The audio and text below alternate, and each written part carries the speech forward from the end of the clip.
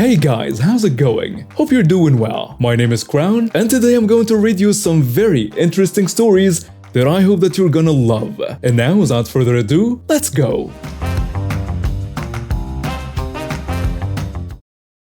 For various reasons, I went to a boarding school in Pennsylvania for sophomore through senior year of high school. Nothing criminal, mental health issues, and learning disabilities that the regular school was not equipped to handle at the time.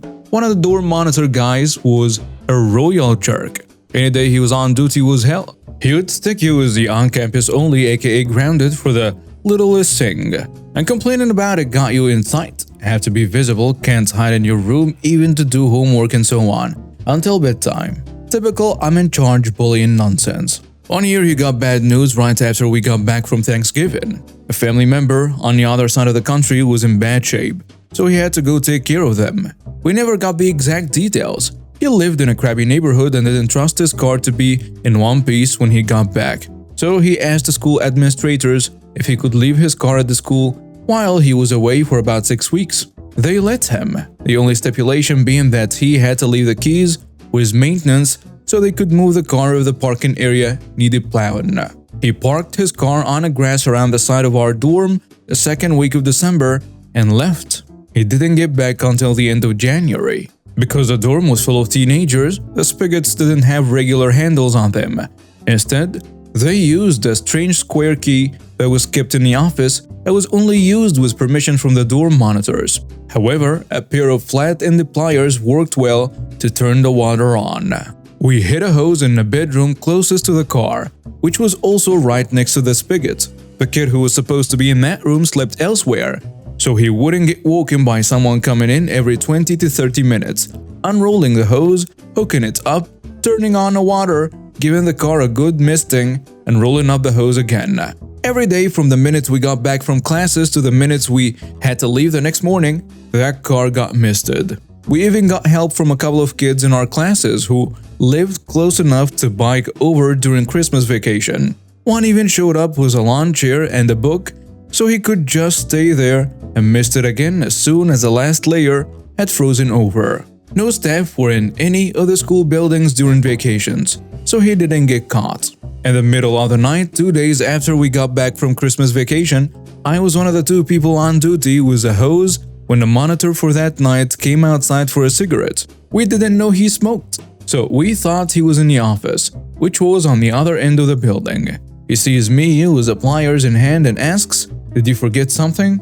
and holds out the spigot key. That's when we realized just how much that jerk was disliked. That monitor actually offered to help ice that jerk's car during the day while we were in classes. By the time the jerk got back, the car was encased in a block of ice. I had to be at least 3 inches thick. When he complained to the administrators, they told him that because he hadn't dropped out the keys, everyone had assumed he had changed his mind about leaving the car there. When he went to try to get his car out of the ice, he couldn't just attack it with a hammer. Doing so would break every window and destroy the paint job. The only way to get rid of the ice was the same way it went on.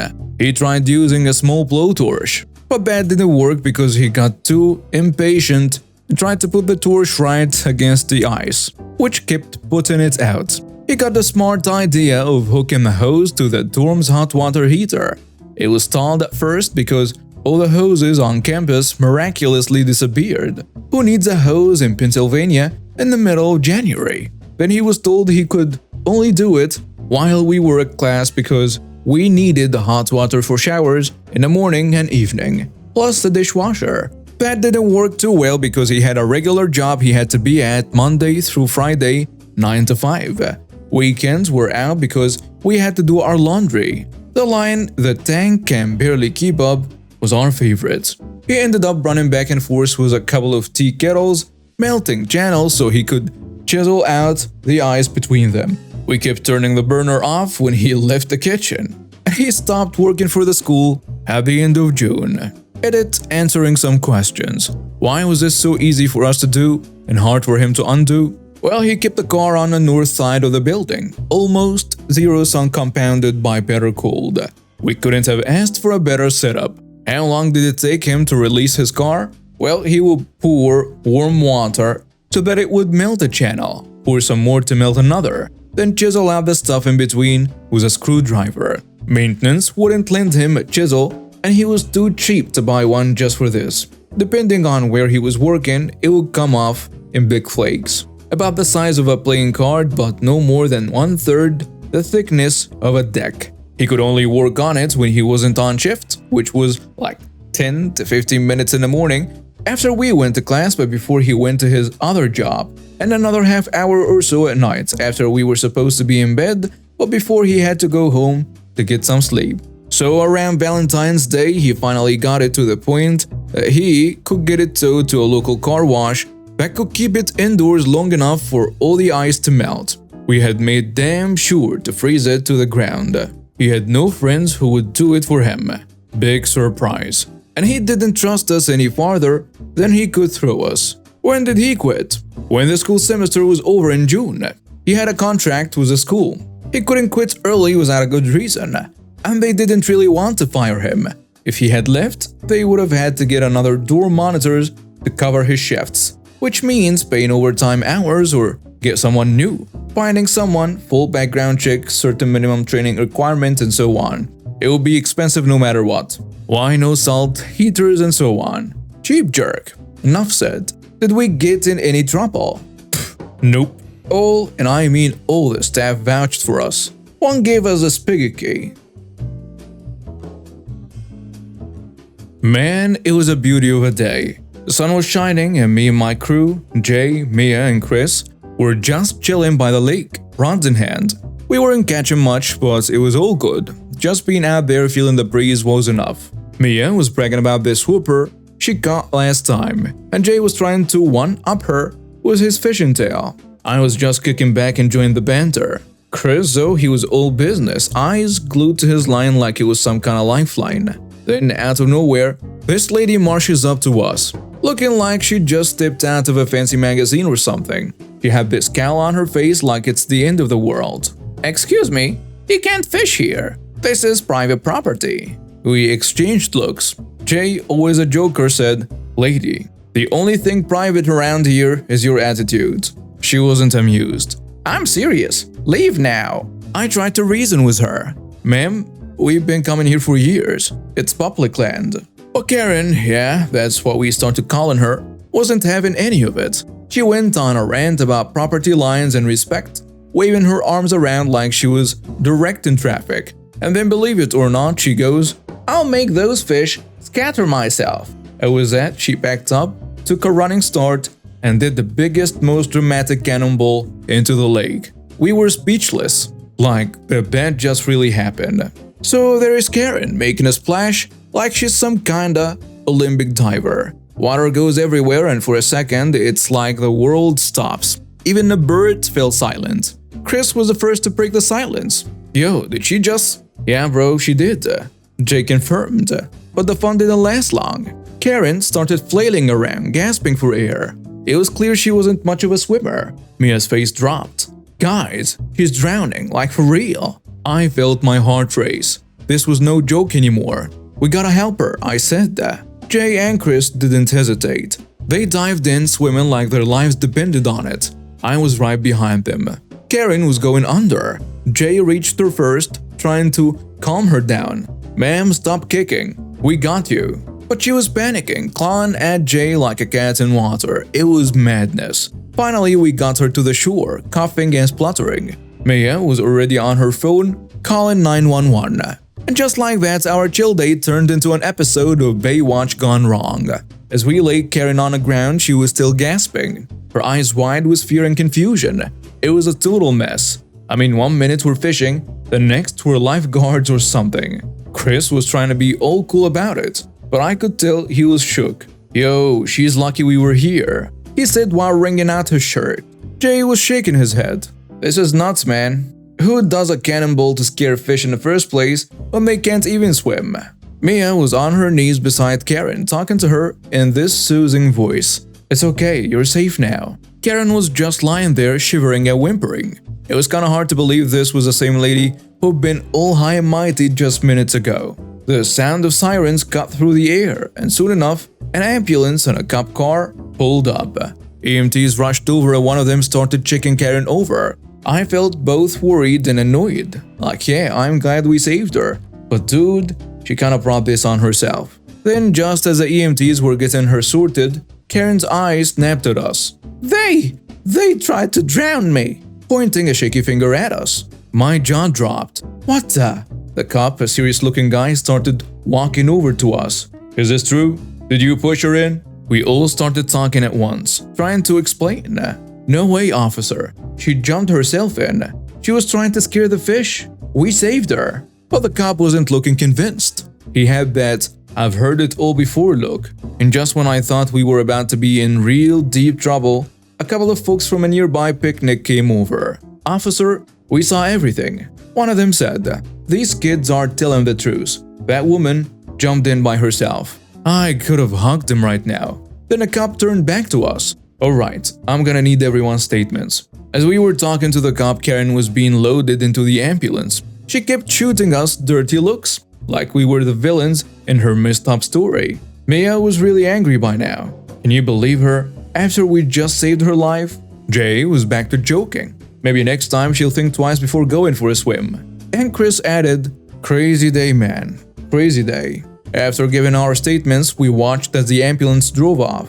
The cop thanked us for our help and told us we could go. As we packed up our fishing gear, the whole thing felt surreal, like we came here to catch fish, not drama. Yo, let's get some burgers, Jay suggested. I'm starving after all that action. We all agreed. Burgers sounded real good right about now. At the burger joint, we couldn't stop talking about what had happened. It was like we were processing it in real time. Man, I thought we were going to get arrested for a second, Chris said, taking a huge bite of his burger. Mia rolled her eyes, as if we didn't do anything wrong. Jay was busy posting about it on social media. Gotta let the world know about our heroic deeds. He grinned. The next day, we heard through the grapevine that Karen had been charged with public disturbance and making false accusations. Turns out, those witnesses really saved our butts.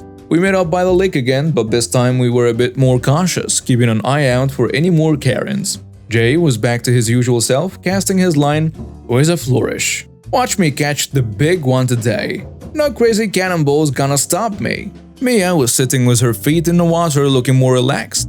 You know, in a weird way, I kinda feel bad for her. Chris snorted. Feel bad? After she almost got us in trouble? I mean, yeah, she was nuts, but maybe she's going through some stuff. Mia shrugged. We spent the rest of the day fishing and joking around. The drama of the day before slowly fading into just another one of our wild stories. Same time next week? Chris asked, packing up his gear. And I replied, absolutely. I never thought a simple act of hailing a taxi could turn into such an encounter of my life. It was a rainy evening and I was running late for an important meeting. Knowing how difficult it could be to get a taxi during peak hours, I had reserved one in advance through an app. As I stood waiting, a sleek black taxi pulled up to the curb. I smiled in relief, grabbing my bag and heading towards it. But before I could reach the door, a woman in a bright red coat darted in front of me and yanked the door open. "Excuse me, I believe that's my taxi," I said, a bit taken aback. The woman, whom I'd later come to know as Karen, looked over her shoulder with a dismissive smirk. "First come, first serve," she retorted and slid into the taxi. Confused and frustrated, I tried to explain, "But I reserved this taxi. Please, I have an important meeting." Karen scoffed, rolling her eyes dramatically. "Oh please, your meeting can't be that important. Driver, let's go." The driver got in an awkward position, looked at me helplessly. "I'm sorry, but this ride was indeed reserved." Before he could finish, Karen interrupted. "I'm in a taxi now. It's mine. Drive." I leaned in, trying to reason with her. "Listen, I don't want to argue. I just need to get to my meeting, okay? Can we please sort this out?" That's when things took a wild turn. Karen suddenly lunged at me, her nails scratching my arm. "Get away from my taxi!" she yelled. Stunned by her aggression, I stepped back, feeling a sting on my arm. People on the street started to gather, watching the scene unfold. "Are you insane?" I yelled. "You can't just assault people." Karen, now visibly enraged, continued her tirade. "You entitled brat! This is my taxi. I saw it first."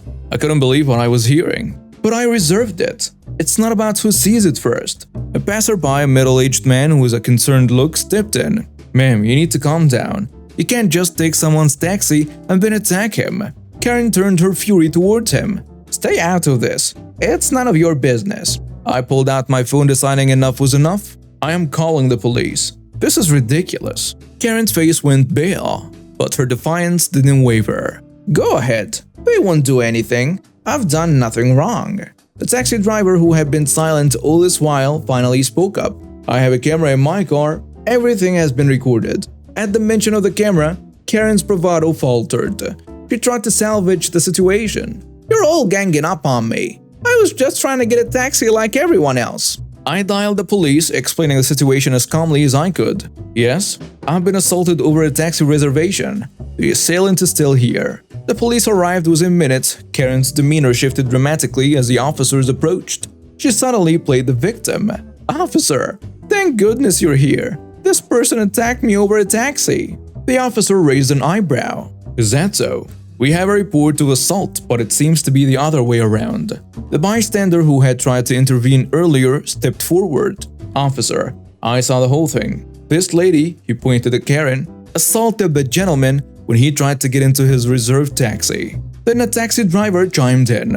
I have video evidence from my dashcam. It clearly shows what happened.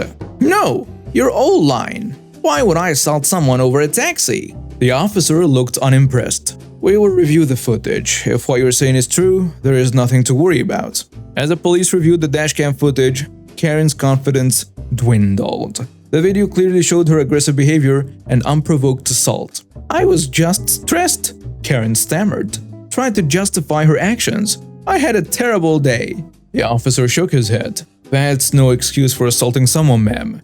I'm afraid you're under arrest. As they handcuffed Karen, I finally took a sigh of relief. The police took my statement, and the taxi driver apologized for the inconvenience. I'm really sorry about all of this. Let me take you to your destination. And as for Karen, she faced charges for assault and public disturbance. Hi everyone, I need legal advice on this one. So I worked for this family for a couple of months. I was living inside their house with my own room and bathroom. The catch is we aren't allowed to ever go outside, even on our days off. I didn't want to stay there anymore due to various reasons. One of them is that there is cameras everywhere in the house, even in the bathroom I'm using. We signed a contract regarding cameras, and there was a column that specifically states there shouldn't be any cameras in private areas like our rooms and bathrooms. Before I left the house, I took a video of the bathroom in my room to show my employers that I didn't steal anything, and for my protection too in case they blame me for something. Before doing this, I asked their permission if I could do it, and they agreed. I sent it to them and kept a copy for myself. Because of what happened while I was there, I decided to sue them. But then I got a call from a coworker saying that our employer is trying to countersue me for sending the video to my lawyer on the side of my client. I just would like to know, can they sue me for it, even if I got permission to film? Yeah, that's pretty much it. And now we have reached the end of today's stories. Thank you for watching and see you next time.